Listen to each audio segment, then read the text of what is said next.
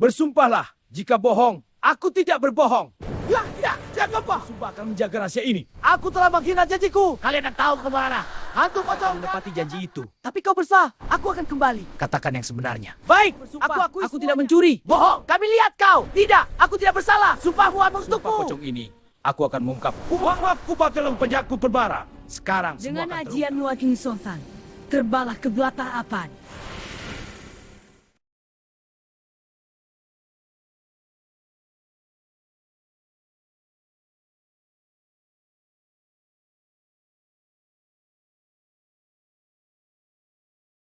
Halo, ini Pitua Sugi. Saya ingin bercerita tentang diangkat dari kisah nyata.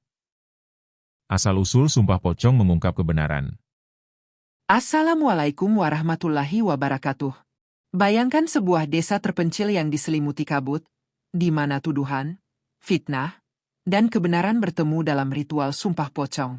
Bayangan kain kafan putih mengintai, menagih janji, dan mengungkap rahasia tersembunyi. Siapakah yang akan selamat ketika legenda ini menuntut kejujuran? Saksikan kisahnya.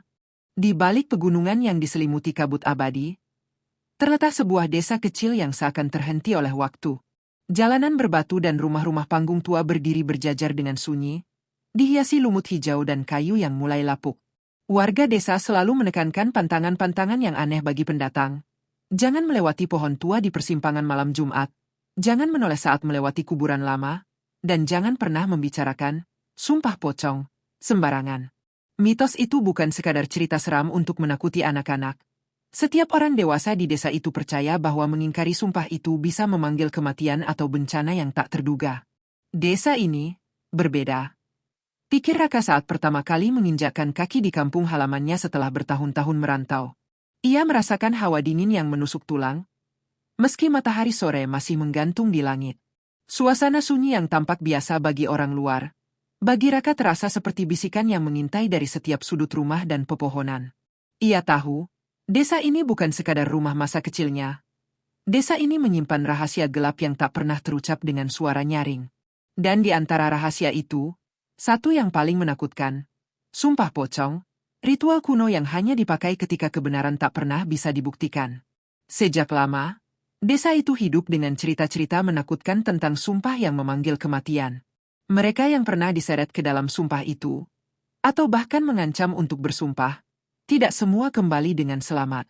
Ada yang berubah menjadi muram, ada yang hilang secara misterius, dan ada pula yang meninggal dengan wajah yang membeku dalam ketakutan. Orang-orang tua selalu berkata, kalau ingin membersihkan nama, lebih baik mati dengan tenang daripada berbohong dalam kafan. Raka kembali bukan hanya untuk berkunjung. Ia membawa kabar dan harapan untuk masa depan. Berharap bisa membangun kembali rumah tua keluarga dan hidup damai. Namun, kedatangan pemuda itu tidak disambut hangat oleh semua orang. Hanya beberapa wajah yang tersenyum, sisanya memandangnya dengan tatapan curiga. Rumor dan bisik-bisik mulai beredar. Seseorang telah kehilangan pusaka desa, dan mata semua orang tertuju pada Raka, yang baru saja kembali dari kota. Suasana desa berubah tegang ketika tuduhan itu mulai menyebar seperti api liar. Dari warung kecil hingga halaman masjid tua, warga membicarakan Raka dengan nada penuh curiga. Barang-barang hilang, bisikan tentang pemuda perantau yang kembali membawa malapetaka terdengar di setiap sudut. Raka merasa setiap langkahnya diawasi, setiap gerakan diamati, seolah desanya sendiri berubah menjadi panggung bayangan yang menuntut pengakuan atas sesuatu yang tak pernah ia lakukan. Ketika malam tiba, kabut pekat menelan seluruh desa. Suara jangkrik terdengar seram di antara desir angin, dan lampu minyak dari rumah-rumah tua tampak bergoyang seperti nyala hantu. Raka berdiri di depan rumah keluarga, jantungnya berdegup kencang. Ia menyadari satu hal, bukan hanya namanya yang terancam, tapi nyawanya. Di desa ini, fitnah bisa menjadi senjata mematikan, dan Sumpah Pocong menunggu sebagai jalan terakhir untuk menyingkap kebenaran. Malam itu, untuk pertama kalinya, Raka merasakan bahwa legenda desa ini bukan sekadar cerita, melainkan kenyataan yang siap menelan siapa saja yang berdusta. Keesokan paginya, desa tampak seperti lautan kabut tipis yang menutupi segala jejak. Namun, ketenangan itu hanya semu. Desas-desus tentang pusaka hilang telah berubah menjadi tuduhan yang diarahkan langsung pada Raka. Barang-barang tua yang disimpan di rumah-rumah warga hilang secara misterius, dan beberapa orang bersikeras bahwa hanya pemuda perantau itu yang mungkin tahu cara mencurinya. Raka merasa dadanya sesak. Ia sudah pulang dengan niat baik, bukan untuk menjadi musuh di tanah kelahirannya. Tetapi rumor tak membutuhkan bukti, hanya keyakinan yang salah. Warga desa yang sebelumnya ramah mulai bersikap dingin, dan teman-teman masa kecilnya menjauh. Bahkan beberapa kerabatnya menatapnya dengan tatapan curiga yang menusuk hati. Setiap kali Raka mencoba membela diri, omongan balik yang datang lebih pedih. Kamu pasti tahu sesuatu, Raka. Jangan pura-pura tidak tahu. Kata-kata itu berulang, menimbulkan rasa terisolasi yang semakin mencekik. Kepala adat desa, seorang pria tua dengan wajah penuh garis dan mata yang tajam, memanggil Raka ke pendopo tua. Udara di sana berat, penuh aroma dupa dan lantai kayu yang berderit. Kepala adat menatap Raka dengan tatapan yang menilai, lalu berkata perlahan, di desa ini, ada satu cara untuk membersihkan nama. Tapi itu bukan hal yang ringan, bukan untuk orang yang lemah hati. Raka menelan ludah. Ia tahu apa yang dimaksud kepala adat, sumpah pocong. Ritual yang hanya dilakukan saat kebenaran tak mampu dibuktikan melalui cara biasa. Dalam tradisi desa, sumpah ini bukan sekadar janji, ia adalah ikatan dengan dunia gaib, dengan Allah, dan dengan arwah para pendahulu yang pernah menegakkan keadilan dengan cara serupa. Satu kata salah, satu kebohongan, dan nyawa pemohon sumpah bisa terancam. Meski takut, Raka sadar bahwa ia tak punya pilihan lain. Jika tidak membela diri, namanya akan terus tercemar. Warga desa sudah siap menghakimi tanpa ragu, dan setiap bisik-bisik tentangnya menimbulkan rasa benci yang menumpuk.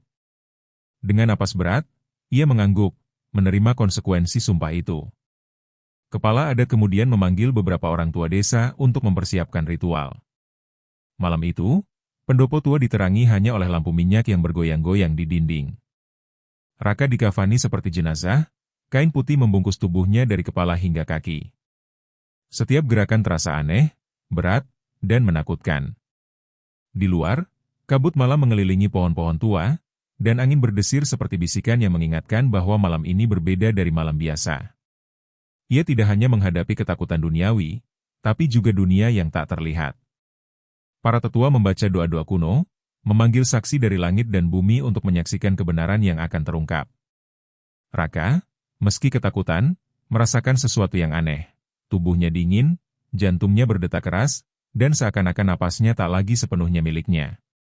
Suara-suara lirih terdengar di sudut pendopo, seperti bisikan para arwah yang pernah menjalani sumpah serupa. Ketika kepala adat mulai memandu sumpah, Raka mengucap kata demi kata dengan suara gemetar. Jika aku berdusta, biarlah kutukan dan azab menimpaku. Jika aku benar, biarlah kebenaran ini muncul ke permukaan. Kata-kata itu bergema di seluruh pendopo, menyentuh setiap sudut gelap, dan bahkan terdengar seperti gema di antara pepohonan di luar. Malam itu, desa menyaksikan ritual yang menegangkan, sebuah momen yang seakan membelah dunia nyata dan dunia gaib. Di luar pendopo, beberapa warga menahan napas, takut sekaligus penasaran. Beberapa yang mencoba menertawakan Raka tiba-tiba merasa dingin menyergap tulang mereka. Bayangan-bayangan panjang tampak bergerak di antara kabut, dan angin malam berdesir membawa aroma dupa dan tanah basah yang misterius. Desa yang tadinya hidup dengan bisik-bisik biasa, kini hening, tegang, dan hampir tak bernyawa. Ketika ritual selesai, Raka perlahan dibukakan kain kafannya. Wajahnya pucat, tubuhnya lelah, tetapi ada rasa aneh di dalam diri, seolah beban berat di hatinya perlahan mulai terangkat. Namun, tanda-tanda yang muncul setelah itu membuat semua orang terperangah. Ada bisikan di udara, lampu minyak bergoyang tanpa alasan, dan beberapa barang yang hilang mulai muncul kembali di tempatnya semula. Malam itu, sumpah pocong tidak hanya membersihkan nama Raka, tapi juga menanamkan rasa takut yang baru di hati setiap warga desa. Saat pagi mulai menembus kabut, Raka duduk di halaman pendopo tua, mencoba menenangkan pikirannya. Kepala adat datang menghampiri dengan wajah serius, namun kali ini bukan untuk menegur, melainkan untuk menceritakan asal-usul sumpah pocong yang kini menegangkan desanya. Suara kepala adat berat, bergema di udara pagi yang dingin, seolah setiap kata menorehkan bayangan di antara pepohonan tua. Kau harus tahu, Raka, sumpah ini bukan sekadar ritual. katanya. Ia lahir dari pengkhianatan, darah, dan janji yang tak pernah bisa diingkari. Raka mendengarkan dengan cemas. Kepala adat mulai bercerita tentang seorang bangsawan desa yang hidup ratusan tahun lalu, dikenal adil tapi juga keras terhadap kejujuran. Bangsawan itu difitnah secara keji, dituduh mencuri pusaka dan mengkhianati rakyatnya sendiri. Tidak ada yang percaya padanya, dan bahkan para sahabatnya berpaling. Ketidakadilan itu memuncak, dan bangsawan itu sadar bahwa satu-satunya cara membersihkan namanya adalah dengan sumpah terakhir, sumpah pocong. Ritual itu, menurut cerita, bukan sekadar mengucap sumpah. Bangsawan itu dikafani seperti jenazah, dihadapkan pada doa-doa yang hanya bisa dibaca oleh kepala adat tertua dan para saksi dari kalangan orang bijak. Ia bersumpah bahwa jika ia berdusta, kematian dan kutukan akan menimpa dirinya.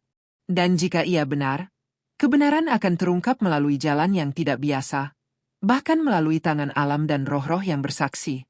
Hari itu, desa berubah menjadi saksi bisu pengadilan ilahi. Bangsawan itu berdiri di tengah pendopo tua yang kini tak lagi ada. Namun diceritakan bahwa saat ia mengucapkan sumpah, langit mendung tiba-tiba meneteskan hujan lebat, meski hari itu tak seharusnya hujan. Angin berdesir membawa bisikan misterius, dan bahkan hewan-hewan desa tampak berhenti bergerak, seolah menunggu momen sakral itu selesai. Sumpah itu bukan tanpa harga. Setelah ritual, kebenaran memang terungkap. Pelaku fitnah lama diketahui, dan pusaka kembali ke tangan bangsawan. Namun, konsekuensinya tragis. Bangsawan itu meninggal secara misterius beberapa hari kemudian. Tubuhnya ditemukan dengan wajah yang tenang tapi membeku, seakan tersenyum pada kebenaran yang telah ditegakkan. Desa pun percaya bahwa sumpah ini menuntut pengorbanan, dan setiap orang yang mencoba memakainya harus siap menghadapi risiko yang sama. Sejak saat itu, sumpah pocong menjadi legenda yang hidup. Warga desa belajar untuk berhati-hati dengan tuduhan dan fitnah. Mereka percaya bahwa ritual ini bukan main-main. Ia adalah panggilan langsung pada keadilan Tuhan, dan roh yang pernah disumpah tidak akan tinggal diam bila kebenaran dikhianati. Cerita itu diwariskan dari generasi ke generasi, bukan untuk menakuti, tapi untuk mengingatkan bahwa setiap kebohongan membawa konsekuensi. Raka merasakan getaran cerita itu di dalam dirinya. Ia menyadari bahwa apa yang baru saja ia jalani bukan sekadar ritual formalitas. Ia ikut menghidupkan legenda itu. Kepala adat menatapnya dengan serius, seolah membaca semua keraguan yang ada di mata pemuda itu. Kau harus mengerti, Raka, katanya perlahan. Sumpah ini akan selalu menjadi saksi, bukan hanya untukmu, tapi untuk siapapun yang mencoba menutupi kebenaran. Cerita itu juga menyingkap satu hal mengejutkan. Sumpah pocong tidak selalu dilakukan dalam kondisi damai. Ada kasus lain di desa ini, beberapa puluh tahun lalu, ketika fitnah terhadap seorang pemuda menyebabkan ritual dijalankan dalam ketakutan dan kemarahan. Hasilnya tragis. Pemuda itu hilang secara misterius setelah ritual, dan desanya percaya ia menjadi bagian dari roh yang menjaga sumpah pocong selamanya. Raka merasa bulu kuduknya berdiri. Ia sadar bahwa setiap ritual yang ia jalani malam sebelumnya bukan sekadar formalitas, tapi bagian dari sejarah gelap yang menuntut ketulusan. Ia juga menyadari satu hal menakutkan. Sumpah ini tidak bisa ditarik kembali. Ia telah berikrar, dan roh-roh yang menyaksikan akan terus mengawasinya sampai kebenaran terungkap sepenuhnya. Saat Raka berdiri, kabut mulai menipis, namun rasa tegang di desa tetap terasa. Barang-barang yang semula hilang mulai ditemukan, dan bisik-bisik warga semakin tenang. Namun, di dalam hati Raka, pertanyaan besar tetap menggelayuti. Apakah ritual ini benar-benar memanggil kebenaran? Ataukah ada harga lain yang belum terbayar? Kepala adat menepuk pundaknya, seakan memberi tanda bahwa perjalanan Raka baru saja dimulai, dan bahwa legenda sumpah pocong masih jauh dari selesai. Malam itu datang tanpa peringatan. Kabut tebal menelan seluruh desa, menutup jalan setapak dan rumah-rumah tua dalam selimut putih yang lembab. Raka berdiri di halaman pendopo tua, menunggu ritual dimulai. Tubuhnya masih terasa lelah dari pengalaman sebelumnya, tetapi jantungnya berdetak lebih kencang daripada sebelumnya. Ia tahu malam ini bukan hanya soal membuktikan kebenaran, tapi tentang menghadapi sesuatu yang tak bisa dijelaskan dengan akal manusia. Lampu minyak yang diterangi para tetua bergetar di dinding kayu pendopo, memantulkan bayangan panjang yang bergerak seperti makhluk hidup. Angin malam membawa aroma tanah basah dan dupa tua, bercampur dengan aroma kain kafan yang menutup tubuh Raka. Suara jangkrik terdengar lebih keras dari biasanya, seolah menambah ketegangan. Bahkan beberapa hewan desa berhenti bergerak, seakan menyadari bahwa malam ini berbeda.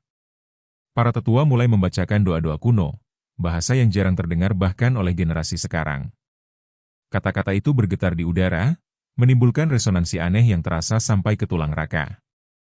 Suara-suara lirih terdengar dari sudut pendopo, bisikan yang samar-samar membentuk kata-kata tak dikenal.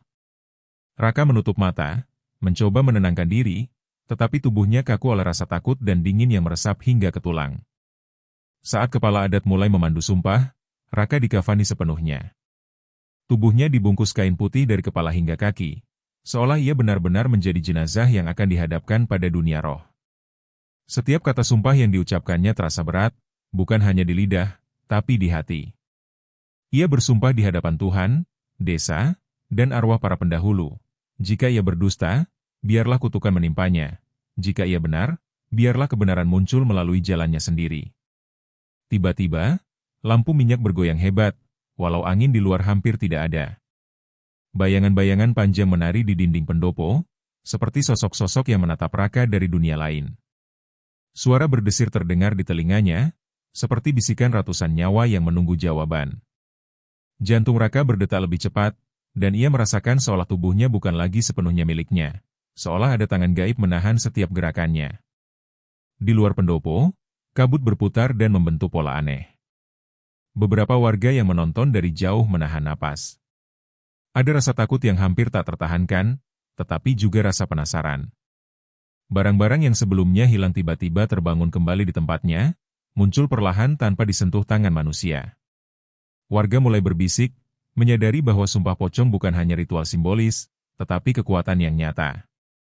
Raka merasakan sesuatu yang aneh di kepalanya, seperti suara orang-orang yang pernah menjalani sumpah sebelumnya berdesir di pikirannya. Mereka menuntut kebenaran, menuntut agar keadilan ditegakkan. Ia merasa tubuhnya bergetar hebat, dan sesaat, seolah ia melihat bayangan kain kafan bergerak sendiri di sudut pendopo. Jantungnya terasa seperti berhenti beberapa detik, sebelum ketakutan itu berubah menjadi tekad. Waktu berjalan lambat, dan malam terasa tak berujung. Kepala adat menatap Raka dengan serius, menandakan bahwa momen paling penting ritual telah tiba, menunggu tanda dari dunia gaib. Tiba-tiba, angin berdesir deras masuk melalui jendela pendopo, menimbulkan bunyi seperti ratusan kaki melangkah di lantai kayu. Beberapa warga menjerit ketakutan, tetapi tidak ada yang berani mendekat. Semua menatap Raka, yang tetap diam dalam kafan putihnya. Tanda itu muncul. Barang-barang yang hilang terangkat perlahan, bergerak seakan memiliki nyawa sendiri, sebelum jatuh kembali di tempat asalnya. Bayangan kain kafan yang bergerak semakin jelas, membentuk sosok pucat yang menatap langsung ke arah Raka. Suasana pendopo mencekam hingga hampir tak terdengar suara napas, hanya bisikan doa para tetua yang bergema. Semua menyadari, sumpah pocong baru saja membuktikan kekuatannya, dan kebenaran sedang memulai jalan kembali ke permukaan. Ketika ritual berakhir, Raka perlahan dibukakan kain kafannya. Tubuhnya lelah, wajahnya pucat, tetapi ada rasa lega yang aneh. Ia tahu sumpah itu telah memanggil kebenaran, tetapi juga menanam rasa takut baru di hati semua orang. Desa kembali hening, kabut perlahan menipis, tetapi aura pendopo tetap gelap dan berat.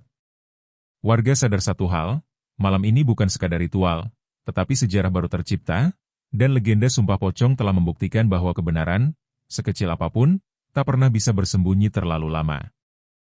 Keesokan paginya, desa yang tadinya tenang kini diselimuti ketegangan yang tak terlihat. Barang-barang yang hilang muncul kembali, tetapi bukan dengan cara biasa. Beberapa ditemukan di atas atap rumah, beberapa lainnya tersangkut di pohon-pohon tua, seolah ada kekuatan yang sengaja menunjukkan keberadaannya. Warga mulai berbisik, takut dan penasaran sekaligus. Mereka menyadari bahwa sumpah Raka semalam bukan sekadar ritual simbolis. Itu memanggil sesuatu yang lebih besar, sesuatu yang tak kasat mata. Raka sendiri tidak sepenuhnya lega. Meski namanya kini dibersihkan dari tuduhan, rasa takut menghantui setiap langkahnya. Ia merasakan tatapan kosong dari sudut-sudut rumahnya, suara-suara lirih saat malam mulai turun, dan bayangan kain kafan yang seakan mengikuti langkahnya di halaman. Ia sadar bahwa sumpah pocong tidak hanya menuntut kebenaran, tetapi juga kewaspadaan yang tak berujung. Malam pertama setelah sumpah, beberapa tetangga melaporkan penampakan sosok pucat yang melayang di pematang sawah. Sosok itu tampak mengenakan kain kafan putih, dengan wajah yang tak jelas, hanya sepasang mata gelap menatap lurus ke arah mereka. Mereka yang melihat berlari ketakutan, tak berani menoleh kembali. Desas-desus mulai beredar. Roh dari sumpah lama kini membayangi desa, menegaskan bahwa kebenaran tak bisa diabaikan begitu saja. Di rumah Raka, mimpi-mimpi aneh mulai mengganggu tidurnya. Ia melihat dirinya sendiri terbungkus kafan putih, berjalan melewati jalan desa yang hampa, diikuti bayangan-bayangan tak berbentuk. Suara-suara bisikan terdengar di telinganya, mengulang kata-kata sumpah semalam. Jika kau berdusta, kami akan menemuimu. Raka terbangun dengan keringat dingin, jantung berdegup kencang, dan perasaan bahwa malam ini, sumpah belum selesai menagih janji. Beberapa warga yang memfitnah Raka mulai mengalami peristiwa aneh. Rumah mereka diguncang angin kencang saat malam, benda-benda bergerak tanpa sebab, dan suara langkah berat terdengar di halaman. Orang-orang mulai percaya bahwa sumpah itu tidak hanya melindungi Raka, tetapi juga menegur siapapun yang berani menuduh tanpa dasar. Ketegangan meningkat, dan beberapa warga mulai menyesali perkataan mereka. Ketua adat kembali mengingatkan desa tentang konsekuensi dari sumpah pocong. Ia menekankan bahwa roh yang bersumpah tidak akan diam sebelum kebenaran ditegakkan sepenuhnya. Ini bukan main-main, katanya. Raka telah melewati batas antara dunia manusia dan dunia roh. Kita semua sekarang hidup di batas itu. Kata-kata itu menambah rasa takut, tetapi juga membangkitkan rasa hormat yang mendalam terhadap tradisi yang sudah ratusan tahun dijaga. Suasana desa semakin mencekam ketika kabut malam datang lebih cepat dari biasanya. Sosok pocong tampak berkeliaran di pematang sawah dan di tepi sungai. Beberapa warga yang berani menatap langsung mengaku merasakan hawa dingin menusuk hingga ke tulang, seakan disorot mata tak terlihat. Ada yang berbisik bahwa arwah itu bukan hanya menjaga sumpah Raka, tetapi juga menagih rasa bersalah mereka yang berbohong atau memfitnah. Raka merasa bersalah meski ia sendiri tak berdosa. Ia mulai menyadari bahwa sumpah itu telah menghidupkan legenda yang lama tidur. Setiap gerakan di desa kini diawasi.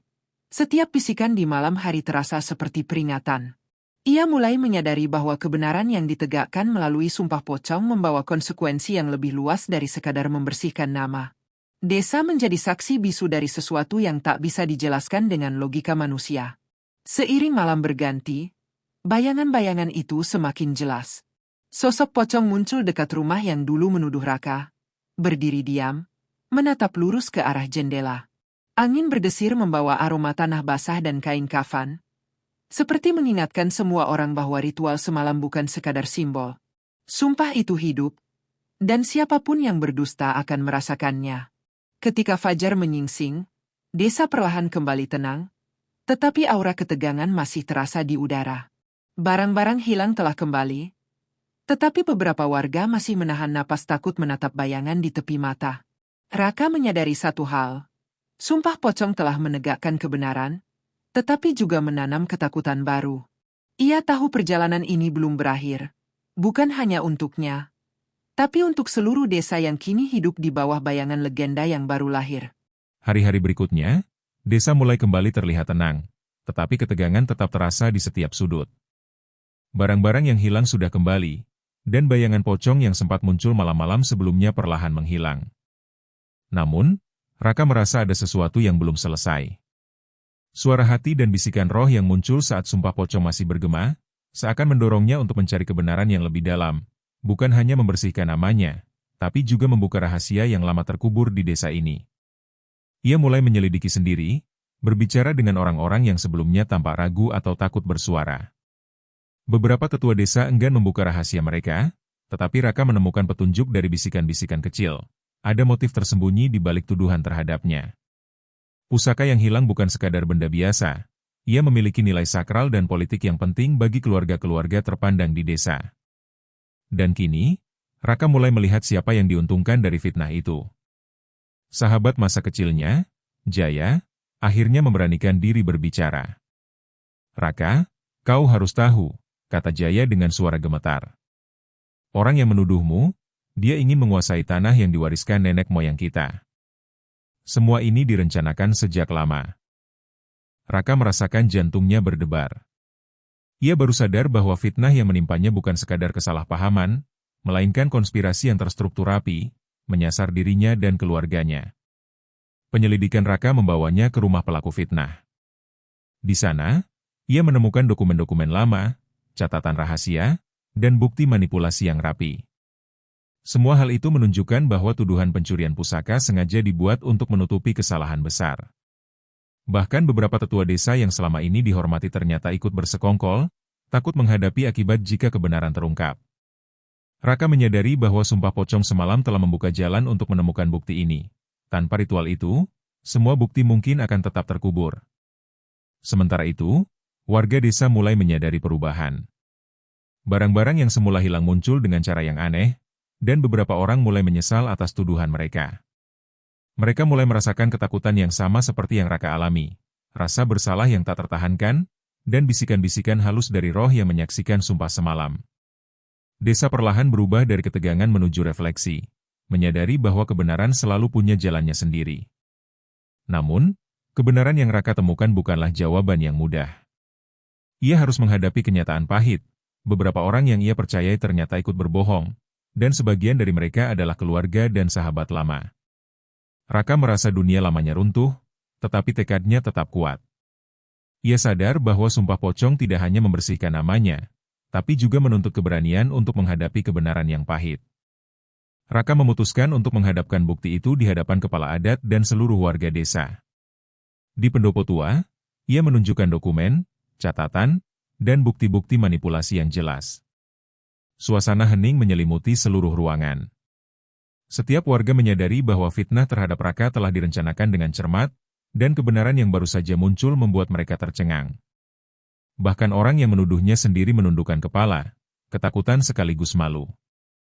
Pelaku fitnah mulai terlihat panik. Ia mencoba membela diri, tetapi bukti-bukti yang Raka tunjukkan terlalu jelas untuk dibantah. Suasana semakin mencekam ketika beberapa orang tua mulai membaca doa perlindungan dan mengingatkan bahwa sumpah pocong semalam masih berlaku. Roh yang menyaksikan sumpah itu tidak akan membiarkan kebohongan berlalu begitu saja. Panik dan rasa bersalah mulai menguasai pelaku, seolah kutukan yang dijanjikan sumpah mulai terasa. Akhirnya, pelaku mengaku. Dengan suara gemetar dan air mata yang menetes, ia mengungkap semua motivasinya, ingin menguasai pusaka dan tanah desa, menutupi kesalahan masa lalu, dan menyingkirkan Raka agar tidak menghalangi rencana jahatnya. Pengakuan itu membawa kelegaan sekaligus ketakutan bagi desa. Mereka sadar bahwa legenda sumpah pocong bukan sekadar cerita, tetapi pengingat bahwa kebenaran memiliki kekuatan yang tak bisa dihindari. Saat malam tiba kembali, desa kembali sunyi. Barang-barang hilang sudah kembali, pelaku fitnah kini dihadapkan pada pengakuan dan konsekuensi, tetapi aura misteri tetap terasa. Raka duduk sendiri di pendopo tua, memandangi kabut yang menyelimuti desa. Ia tahu perjalanan ini belum benar-benar selesai, legenda sumpah pocong akan terus hidup, menuntun siapapun yang berani berdusta atau menutupi kebenaran. Desa kini belajar satu pelajaran penting, kebenaran, sekecil apapun, selalu menemukan jalannya, bahkan melalui kain kafan dan bisikan roh yang tak terlihat. Malam itu, desa kembali diselimuti kabut tebal, lebih pekat daripada malam-malam sebelumnya. Rumah-rumah tua tampak sepi, hanya suara angin yang berdesir dan daun-daun yang jatuh terdengar. Raka berdiri di halaman pendopo tua, memegang bukti-bukti yang menegaskan kebenarannya. Di depannya, pelaku fitnah duduk dengan wajah pucat, gemetar, dan tak lagi punya alasan untuk menutupi perbuatannya. Setiap kata yang keluar dari mulut pelaku terasa seperti pengakuan terakhir sebelum ajal menjemput. Pelaku menundukkan kepala, menatap tanah dengan mata yang dipenuhi ketakutan. Ia mulai bercerita dengan suara serak, mengakui semua yang telah ia lakukan, memfitnah Raka, menghilangkan pusaka, bahkan merencanakan agar desa percaya pada kebohongannya. Setiap kata yang diucapkannya menimbulkan keheningan di pendopo, seolah waktu berhenti, dan seluruh desa menjadi saksi pengakuan yang menegakkan kebenaran sekaligus menakutkan. Raka menahan emosi yang campur aduk, lega karena namanya bersih, tetapi juga takut akan konsekuensi ritual yang belum sepenuhnya selesai. Kepala adat berdiri di sampingnya, menatap pelaku dengan mata yang tajam. Ia mulai membaca doa-doa kuno, bukan untuk menghukum, tetapi untuk memanggil keadilan ilahi dan menyegel sumpah yang telah terucap. Suara lantunan doa itu bergema di seluruh desa, menimbulkan getaran halus yang dirasakan bahkan oleh yang berdiri jauh dari pendopo. Seketika, angin malam bertiup lebih kencang, membawa aroma tanah basah dan kain kafan. Bayangan pocong semalam muncul kembali, berputar di sekitar pendopo, menatap lurus ke pelaku fitnah. Orang-orang yang menonton dari jauh menahan napas, takut sekaligus terpesona. Mereka menyadari bahwa sumpah pocong bukan sekadar simbol, ia hidup dan siap menegakkan kebenaran dengan cara yang misterius dan menakutkan. Pelaku mulai terisak. Ia mengakui bahwa motivasinya bukan hanya keserakahan, tetapi juga dendam lama dan rasa takut kehilangan status di desa. Setiap kata pengakuan semakin membuat tubuhnya lemah, dan beberapa saksi mengaku merasakan hawa dingin yang menusuk tulang saat ia menyebutkan nama Raka. Aura desa yang tadinya damai kini terasa mencekam, menunjukkan bahwa kebenaran yang terungkap selalu membawa konsekuensi. Tiba-tiba, pelaku terjatuh ke lantai pendopo. Matanya menatap kosong ke langit-langit, bibirnya bergerak seperti membaca kata-kata yang tak terdengar. Kepala adat menatap Raka, memberi isyarat bahwa sumpah pocong telah memanggil keadilan yang lebih besar. Tidak ada yang berani mendekat, semua merasakan aura gaib yang mengelilingi pelaku. Raka sendiri merasakan getaran yang tidak bisa dijelaskan, seolah roh-roh yang dulu menyaksikan sumpah ikut hadir malam itu. Beberapa tetua desa mulai membaca doa penenang untuk pelaku, sementara yang lain menyaksikan perubahan aneh di tubuhnya. Napas pelaku mulai tersengal, wajahnya pucat, dan tubuhnya menggigil tanpa sebab. Beberapa saksi bahkan melihat bayangan kain kafan bergerak ringan di udara, seperti memeluk pelaku untuk menegaskan sumpah yang telah terucap. Semua yang hadir menyadari satu hal, sumpah pocong selalu menagih janji, dan kebenaran tidak bisa dibohongi. Setelah beberapa saat yang terasa seperti selamanya, pelaku akhirnya membuka mata, menatap Raka, dan mengucapkan kata terakhir, "Maafkan aku berdosa." Suaranya nyaris hilang sebelum ia jatuh pingsan. Kepala adat segera menutup ritual dengan doa penutup, memastikan roh yang menyaksikan sumpah kembali tenang. Desa merasakan kelegaan, tetapi juga ketegangan yang tersisa, seolah malam itu telah mengajarkan mereka pelajaran yang tak akan terlupakan. Raka berdiri di pendopo, menatap kabut yang mulai menipis. Ia merasakan lega, tetapi juga kewaspadaan. Ia sadar bahwa sumpah pocong bukan sekadar ritual untuk membersihkan nama. Ia adalah jembatan antara kebenaran dan dunia gaib, pengingat bahwa setiap kebohongan membawa konsekuensi yang nyata. Desa kini kembali aman, tetapi legenda baru telah lahir, lebih kuat dan menakutkan dari sebelumnya. Ketika fajar mulai menembus kabut, warga desa perlahan kembali ke rumah mereka, membawa cerita pengakuan yang akan diwariskan dari generasi ke generasi. Raka menatap langit pagi, menyadari satu hal penting, sumpah pocong telah menegakkan keadilan, tetapi juga mengajarkan bahwa kebenaran selalu memerlukan keberanian. Dan di sudut pendopo tua, bayangan kain kafan seakan berbisik lembut, menegaskan bahwa legenda ini tidak akan pernah benar-benar hilang. Fajar mulai menyinari desa, menyingkap kabut yang menyelimuti rumah-rumah tua dan sawah. Namun, udara masih terasa berat, seolah malam-malam sebelumnya belum benar-benar pergi. Raka berdiri di pendopo, menatap desa yang perlahan bangun dari tidur panjangnya. Barang-barang yang hilang kini kembali di tempatnya. Pelaku fitnah telah mengakui dosa, tetapi aura misteri tetap menggelayuti desa, meninggalkan rasa takut yang samar namun nyata di hati setiap warga. Sejak malam sumpah pocong, desa belajar bahwa kebenaran tidak bisa dihindari, dan bahwa legenda yang sudah berabad-abad tidur bisa hidup kembali melalui ritual yang dilakukan dengan tulus. Raka sendiri menyadari bahwa pengalaman ini mengubahnya. Ia bukan lagi pemuda biasa yang pulang dari perantauan, tetapi saksi dan bagian dari sejarah gelap desa. Setiap langkahnya kini terasa seperti membawa tanggung jawab terhadap warisan yang lebih besar dari sekadar nama baiknya. Warga mulai menceritakan kembali malam sumpah pocong kepada keluarga dan tetangga. Anak-anak mendengar kisah itu dengan campuran takut dan kagum. Sementara orang dewasa mulai menghormati tradisi yang selama ini dianggap angker. Barang hilang yang kembali, bayangan pocong yang muncul, dan pengakuan pelaku fitnah telah mengukir satu pesan jelas. Legenda sumpah pocong bukan sekadar cerita, tetapi peringatan bagi setiap generasi. Raka sering berjalan di pematang sawah dan hutan dekat desa, merenungkan apa yang baru saja terjadi. Ia merasa ada mata-mata tak terlihat yang terus mengikuti setiap gerakannya. Roh-roh yang dulu menyaksikan sumpah. Terkadang ia melihat bayangan samar kain kafan putih di ujung jalan, bergerak cepat sebelum ia bisa menatapnya. Sensasi itu menegaskan satu hal. Sumpah pocong tidak pernah benar-benar pergi. Ia hidup di antara desa, di udara, dan di hati orang-orang yang berani berdusta. Malam berikutnya, beberapa warga yang masih penasaran memutuskan mengintip pendopo. Mereka melihat cahaya samar dan bayangan yang bergerak di dalam. Tidak ada suara, hanya desiran kain dan aroma dupa tua. Para tetua segera mengingatkan bahwa roh yang menyaksikan sumpah tidak bisa ditipu, dan bahwa desa telah menjadi tempat suci bagi keadilan yang tak terlihat. Mereka yang mengabaikan peringatan itu bisa saja menarik perhatian yang tidak diinginkan. Raka pun mulai menyadari bahwa legenda ini bukan hanya pelajaran bagi desa, tapi juga peringatan bagi siapapun yang mencoba menutupi kebenaran. Ia menulis catatan tentang pengalamannya, berharap suatu hari nanti generasi mendatang bisa mempelajari sumpah pocong dan menghormati kekuatannya. Ia tahu bahwa ritual itu bukan sekadar alat membersihkan nama, tetapi jembatan antara manusia dan dunia gaib yang menegakkan keadilan dengan cara yang tak bisa dijelaskan. Waktu berjalan, tetapi aura sumpah pocong tetap ada. Beberapa warga mengaku mendengar bisikan lembut di malam hari, seperti suara kain kafan berdesir. Barang-barang kadang berpindah sendiri, dan bayangan putih muncul sesekali di tepi pandangan mata mereka. Desa tetap tenang, tetapi ketegangan itu menjadi bagian dari kehidupan sehari-hari. Ingatkan mereka bahwa kebenaran selalu diawasi, bahkan setelah ritual selesai. Raka sering merenung di bawah pohon tua di pinggir desa, menyadari satu hal. Sumpah pocong bukan hanya tentang membersihkan nama atau menemukan pusaka, tetapi tentang keberanian menghadapi kebenaran dan konsekuensinya.